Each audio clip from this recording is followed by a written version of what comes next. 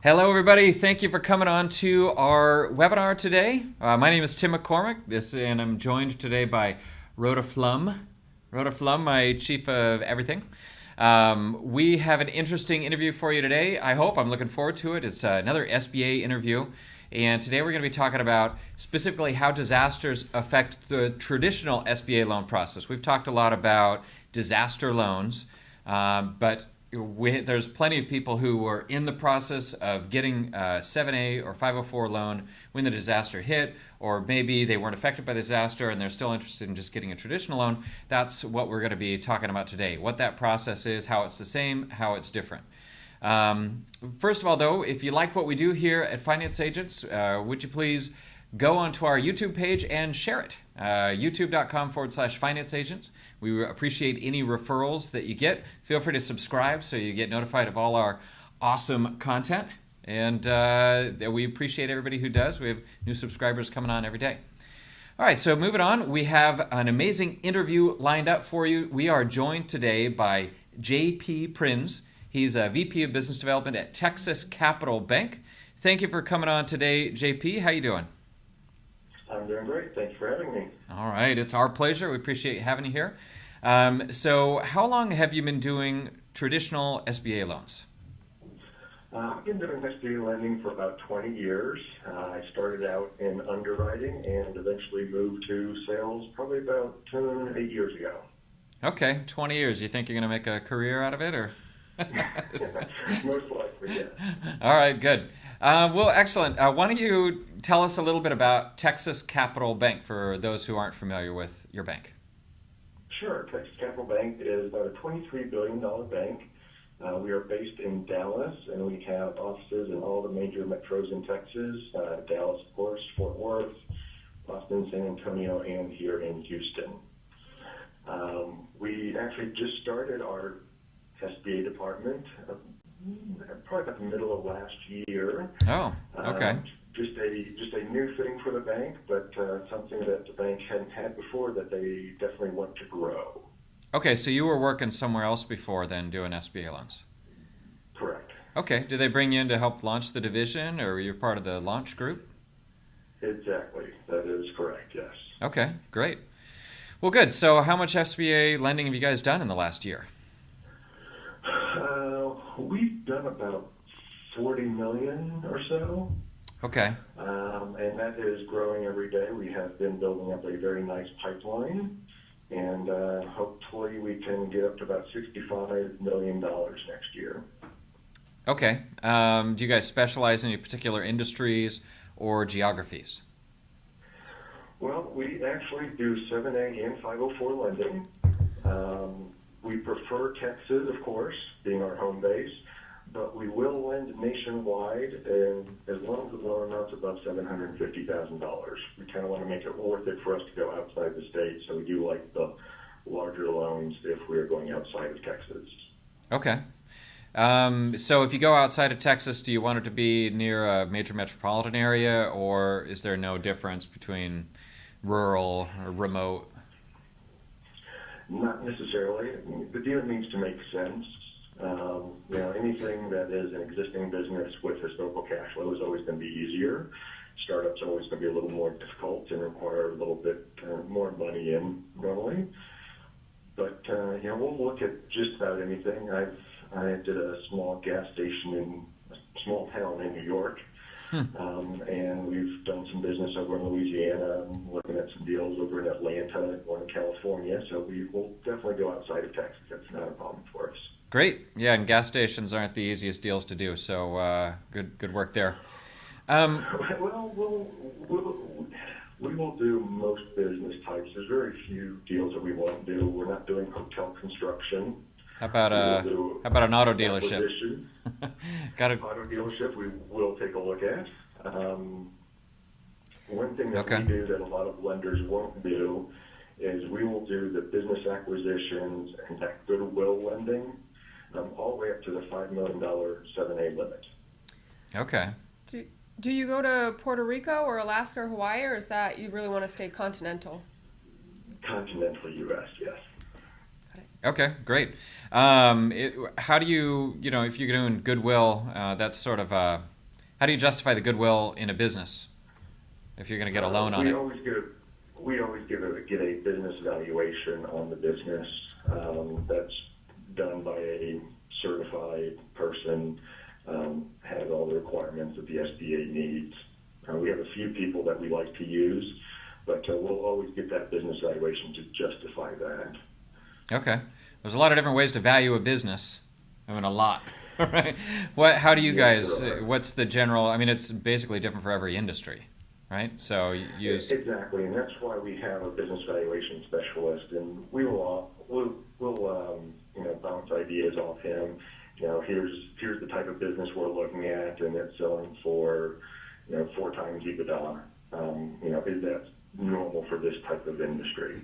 If we have a good relationship with him, we can ask him those types of questions. okay, great. Well, good. So let's not get ahead of ourselves. Why don't you just give us a basic run through for people that aren't super familiar with the SBA 7A process specifically? 7A and 504s are different, so we do a lot more 7As than 504. So why don't you just kind of talk about how that process is for your bank? Sure. Well, first of all, we are a preferred lender, so we do get to make the decisions in-house. Great. So that does streamline the process somewhat. From my point of view, I'm going to collect a package. I'm going to review it, see if it qualifies for us. Then we typically issue a proposal letter, which outlines all of our basic terms and conditions. Get that to the borrower. They like it. They sign it. We do collect a small deposit, which is fully refundable if we don't approve the loan or approve it significantly different than was on the proposal. How do you determine your deposit amount? Is it a half a point or something, or is it a flat fee, or? No, it really kind of depends on the loan amount. We'll do smaller deposits for smaller loans, but if we get into a larger loan, we're probably asking for about $10,000 up front. Is that refundable if the client just decides they don't want the loan? Well, if we approve the loan as we had presented it in the proposal, we're typically not going to refund that. All right, so if somebody gets a competing offer, they decide to take that, but as long as you made your offer and they walk away, they lose their deposit, right? Yeah, if it was approved how it was in the proposal. So if we approve it, basically how you agreed to it, and then you end up going with another bank, well, we've kind of earned our deposit at that point. What if the client thinks it's just taken too long? Does it time out? We do have a clause in our commitment letter once we get there that we do like to close these things within 120 days. So we do like to keep them moving along in the process. Nobody likes to have a deal get stale. That always makes it harder to get them done. Right. But Okay. if something were to happen, let's say they couldn't get a building built for the cost and the cost went way out, that's something out of their control, and we would refund any money that we hadn't spent already. Okay. Are there any particular ways that you see Texas Capital Bank as different from any of the other SBA lenders out there? Maybe a specialty or a focus or anything? Well, really, we do like those goodwill deals, and that is one thing that a lot of banks will not do. We will do the special use properties, the car washes, the gas stations, the hotels. So we will do those as well. We're not always looking for the multi-purpose properties sitting on a corner that, just looks fabulous. We love to do that, but we know there's an excess amount of competition for that type of deal as well. Right. So we understand that we're not always going to get that deal, which is just fine. And So to kind of go back to the process, after we issue the proposal, we collect the rest of the information. I do a little presentation, get it into underwriting. Underwriting, depending on kind of what their workload is, 5 to 7 business days, and then we get a commitment letter. Commitment letter is typically going to be much more detailed. Ask for an additional deposits. We can pay for appraisals, environmental reports, business valuations, anything that we might need on that particular loan. So when that's signed and returned with the deposit, it goes into our closing department, and our closers work with the borrower to get everything that's needed for closing. So there's only so many ways you can do a 7A. Most of the differences are on the front end on the credit side, but ours is a pretty standard, normal, simple process. Okay, great.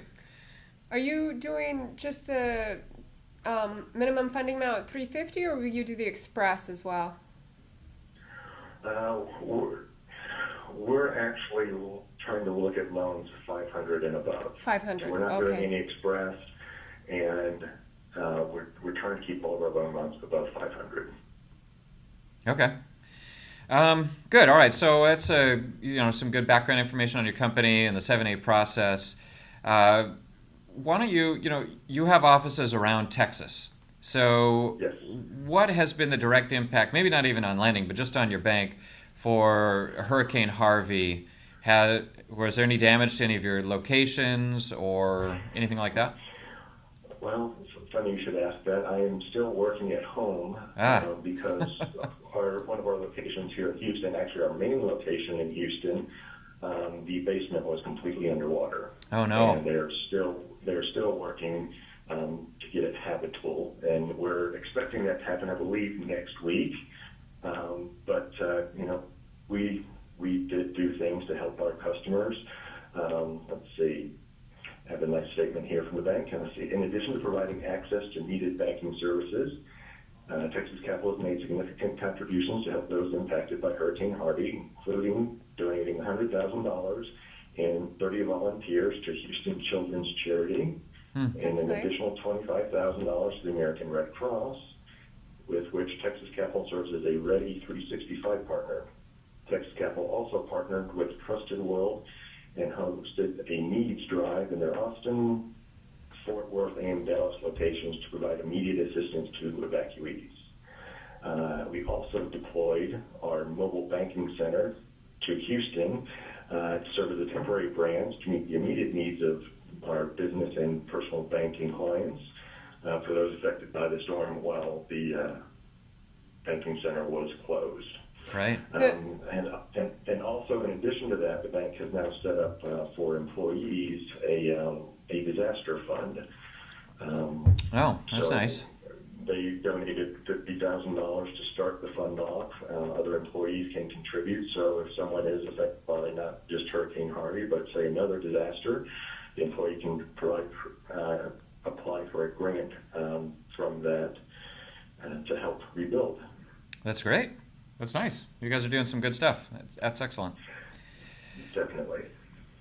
Okay, good. So your main branch in Houston, the basement was underwater. I hope you guys didn't keep the servers in the basement. No, we actually weren't in the basement. Okay, but good. We just didn't have access to the building. Okay. We had to close it down.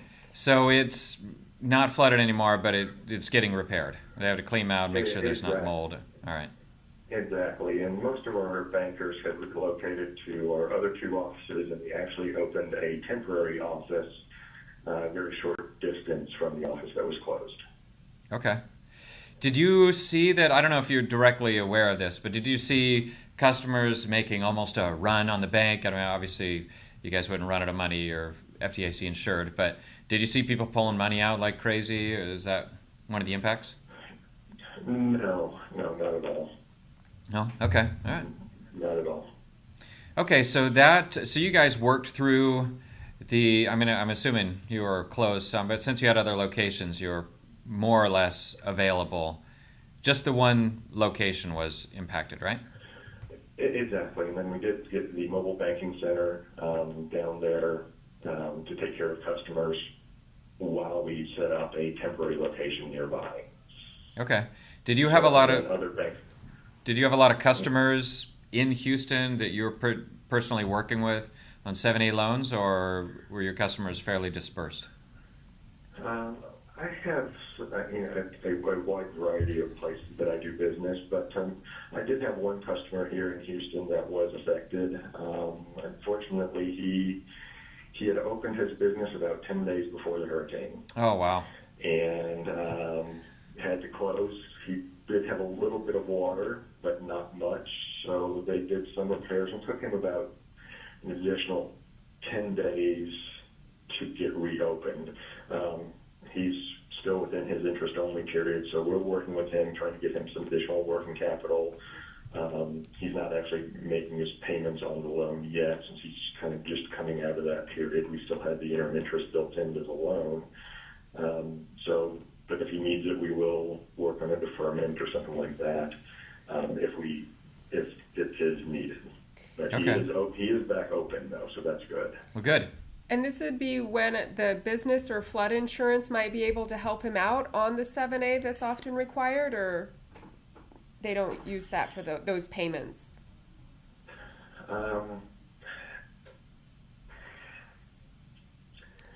Well, we already have his payments basically taken care of for the next couple of months. Okay. In the loan, so we're trying to work with him to get him some additional working capital. Just because he seems to be taking longer to ramp up than he had expected. So we're just trying to get him some additional working capital, and we have that where we can play with it in the loan. So if he needs a deferment later, we will do that. That is an option that is available for all 7A lenders and borrowers that have been impacted by the hurricane. How does that work? Well, we can get an automatic 3 months, just do a little paperwork and get a 3-month deferment. Okay. We sell our loans in the secondary market, so anything that's sold in the secondary market, if you want to go to a 6-month deferment, you do have to get approval from that secondary market participant. Do they often? Do you have any idea if they tend to approve that, or is there any requirement that they approve it, or what are the criteria that they would look at to determine whether or not they would approve the extension? Well, they're going to look at how much the business was impacted, by the hurricane. If they were completely flooded out and are having to rebuild, obviously that's going to take a little bit longer. So they would be willing to do that longer extension. Okay. It really each one is going to be a case-by-case situation, of course, but it really depends on how badly they were affected by the hurricane. But generally, the flood insurance should cover physical infrastructure impact, right? So really, it's just a time issue. Exactly. But not every place that flooded was in a floodplain, and not everybody had flood insurance. Okay. So I know somebody that their house had 15 feet of water in it, and they're not in a floodplain. 15 feet? So, yes.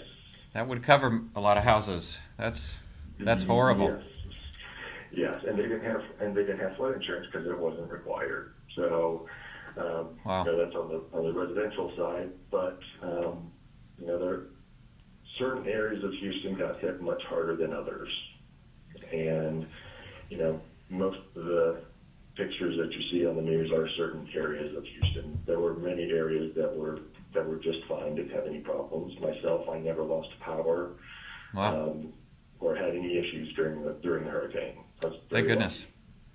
Right. Yes. Now, by the way, the people that you talked about that were affected, they could go get an SBA disaster loan at 1.875% to help with the recovery. But you guys don't do the disaster loans. But if you're watching this and you don't know, if you're affected by the natural disaster, you have until October 25th to file to get an SBA disaster loan, which those are pretty good rates. And it works for renters and homeowners, even if you're not a business owner. Exactly. And people tend to not think of it if it's not a business, but the SBA does administer for homeowners and renters as well. So definitely go and get that disaster loan. They're normally very good terms, up to 30 years to help with real estate, and that very low interest rate of 1.75%. You can't beat that anywhere. You get a lot of people asking you for the disaster loan since you're their guy? I've had a couple of phone calls. Okay. I've had a couple of phone calls, and I send them to the SBA website, to the disaster loan website, so they can get started on that. Well, luckily it's just a couple. We've got a ton of them in here, frankly, a lot. So It's good that you knew fewer people affected than we do. But going back to the lending that you guys do, how would you say this hurricane has affected the SBA process? I mean, do you have people that were in the process of getting a loan? Did it delay it? Or if somebody came to get one now and they were in the area, is it going to be harder to get a loan? Well, I had one customer, for instance, they were buying out their partner in their business. And it was a fairly large business. It was a $2.4 million loan. One of their locations had some damage. I think they were opening on Friday this week. Got one location back up, but they put their approval on hold because they wanted to see how the hurricane affected their business. Before they went forward with the partner buyout. All right, so that was the client's choice and nothing to do with lending exactly. on your side, right? Okay.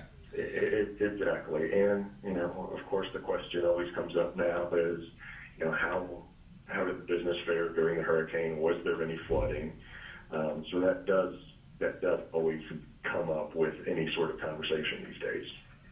Yeah, right. So if you have someone apply whose business is in the area, and you're looking at their bank statements and you see their revenue dip 50% within the last month, that would be pretty normal. Is that gonna make it harder for them to get a loan? In the same way that, normally if I send you somebody whose revenues dipped 50% in the most recent month, they would be put on hold for a significant amount of time to make sure that there wasn't a permanent change. Would you say it's gonna be looked at the same way?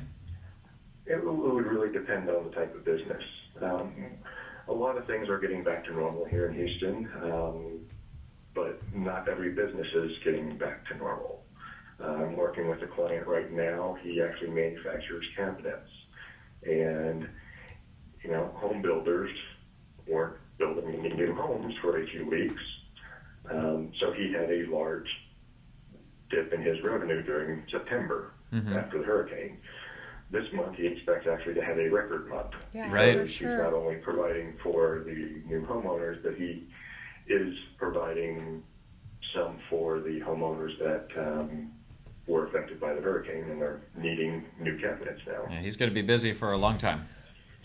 He is going to be busy. I've heard anywhere from 3 to 4 years is how long it's going to take to actually complete a recovery from the hurricane. Well, let's hope we can actually do it in 3 to 4 years. Katrina, they're still fixing stuff. So. Yes, very true. Looking to next year for people who file their taxes in 2016, do you think you would be more willing to go deeper into the debt service ratio, looking at the 2016 taxes if 2015 was, or the 2017 taxes if last year was strong, and be willing to overlook that? So if they have a P&L or something, or you can see this having a larger impact for the SBAs because they take a little bit longer. Well, anytime we see a dip in cash flow or revenue, we're going to ask the question of why, what happened. So we'll just get some details then behind it, how long they were closed due to the hurricane, and how it affected their business afterwards. We are still going to look for those nice little ratios that we want to see, that the 1.25 on the cash flows. But we might be a little more flexible if we can get a comparable interim statement to, let's say we're in 18 and we can get a comparable interim statement to the prior year, and it looks good before the hurricane. They're on track. Okay, So great. just some additional due diligence that might need to happen, but we're definitely going to be understanding of what people have gone through in the last couple of months. So for that one gentleman you were talking about earlier, for his working capital, you're still going to keep him at the 1.25 debt service. You wouldn't be willing to go to a 1.15 to help him out a little bit more? It's hard and fast? Again, it depends on the situation. Each loan is so very different. Right. We always look for that 1.25. That's what we want to see. If someone's a little bit lower than that, there's an explanation for it. we might be able to stretch on one of those types of loans. Again, a lot of it might depend on how their recovery has gone since. They had their dip and now they picked back up. And unfortunately, a lot of businesses don't reopen after a disaster like this. Right. I actually found out yesterday, a business that I've known that has been there for many, many years, the owners lost their home in the floods, and they closed their business this weekend. Oh, wow. They're just moving out of the area, huh?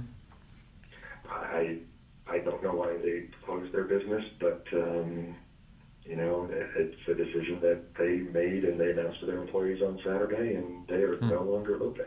So wow. There's been a lot of restaurants and a lot of those types of businesses that have closed since the hurricane as well. Yeah, even after the hurricane, they had enacted a curfew for a couple of weeks after, so that really hurt those restaurants and some of those service businesses. Right, I can imagine. So any business that was just sort of hanging on, it might have been the final blow.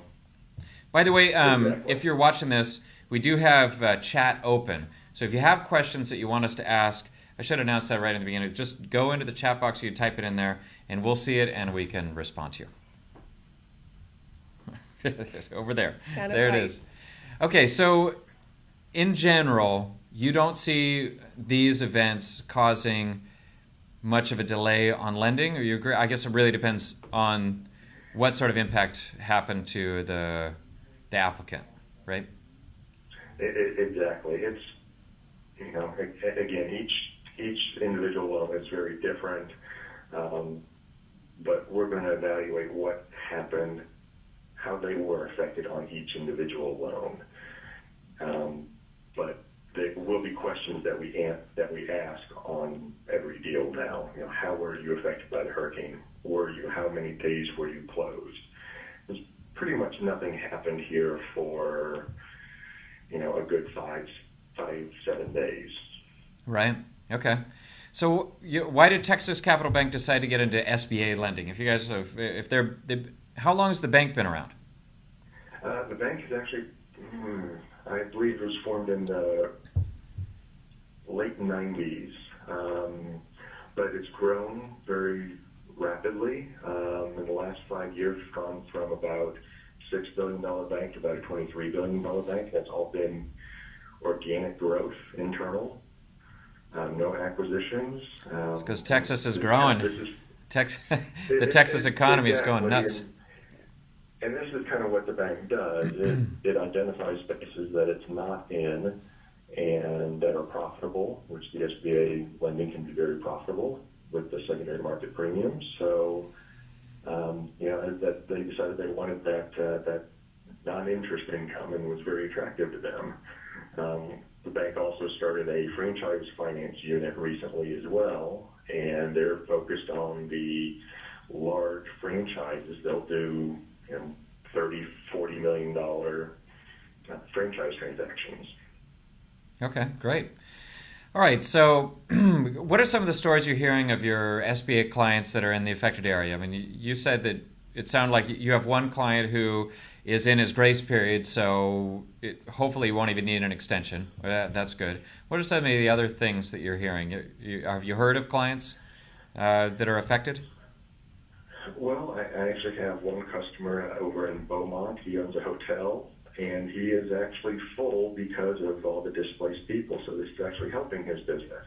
Great. Silver lining. I hate to say it that way, but it is nice that he is doing well now. And I've heard a couple of those stories, but there's been a lot of people that have been affected, and we're trying to work with them where we can. Okay, good. Can you talk a little bit about debt refinancing with an SBA? If someone has debt, how much they have to save with their monthly payment for cash flow? I'm imagining if someone gets a disaster loan directly from the SBA, it's very long term, and then they want to grow their business and refinance. How does that work? Well, we typically have to have a cash flow improvement by refinancing the debt. or there has to be a balloon on it. Anything that there's a balloon, it automatically makes it eligible. A disaster loan really would be best to keep in place because of the such generous terms that they get with a disaster loan. So if we can have that loan subordinated if they needed additional money, that would really be the best thing to do because they don't want to give up that 1.75% for Right. 30 years. Right. Who Okay. would? Yeah. That's the cheapest loan out there. But it would be a little process then getting the SBA to subordinate to you for the extra working capital or something. Exactly. Exactly. But it wouldn't, just because they have a disaster loan wouldn't mean we wouldn't make them another 7A loan. Okay, Not at all. got it. Okay, great. All right. That's really most of my questions. So how about you, Rhoda? Anything else? No, I think we've pretty much covered it. Do you have anything else you want to add? Well, we are definitely open for business. We want to grow very much in the end of 17 and into 18. So I'm happy to look at any new transactions anybody's looking at, and both 7A and some 504, and see what we can do to help them out.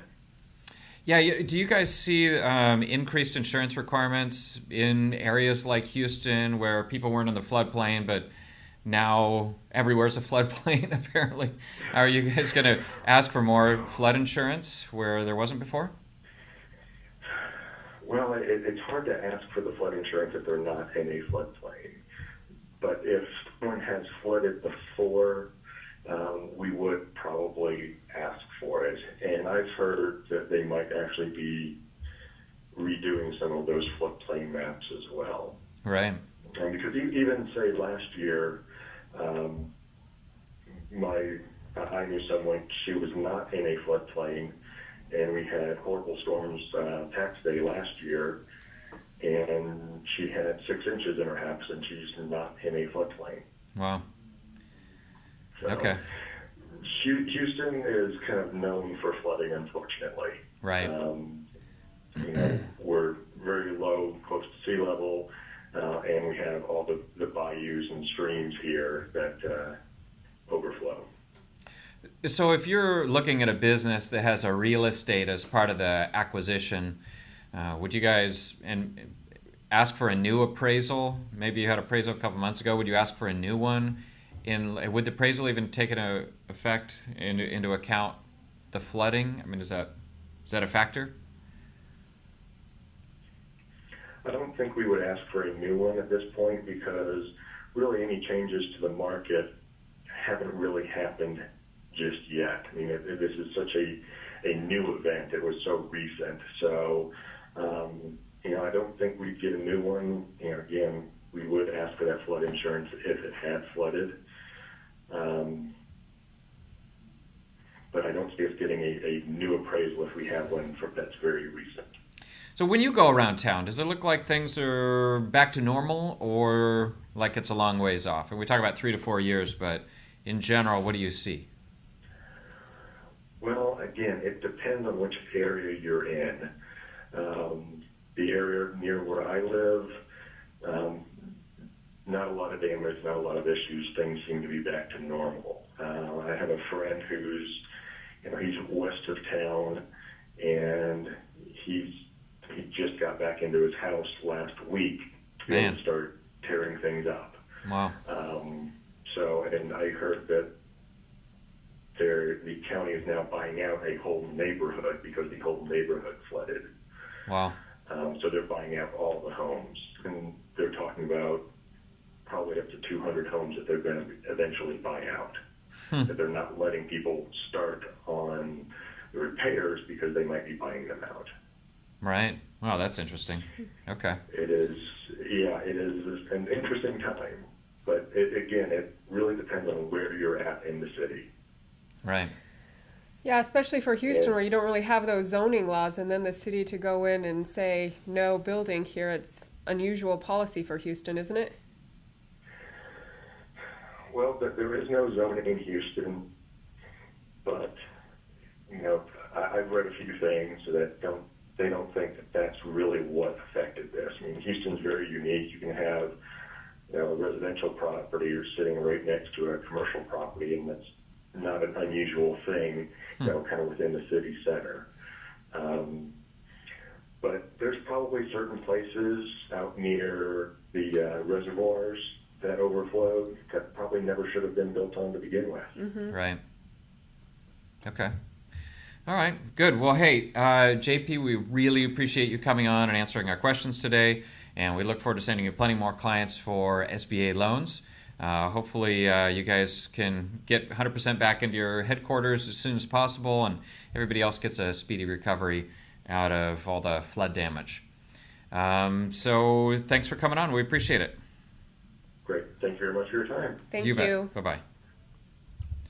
And thank you to all of you for coming on to our show. We hope to keep giving you these excellent interviews. Anything you need, just let us know. If there's a particular topic that you want us to cover, shoot me an email. My email is tim@financeagents.com, and we'd be happy to put it into consideration. Definitely subscribe to our show, and get notifications for every new episode that we do. Rhoda, thanks for coming on. Thank you. And we look forward to doing a lot more deals together.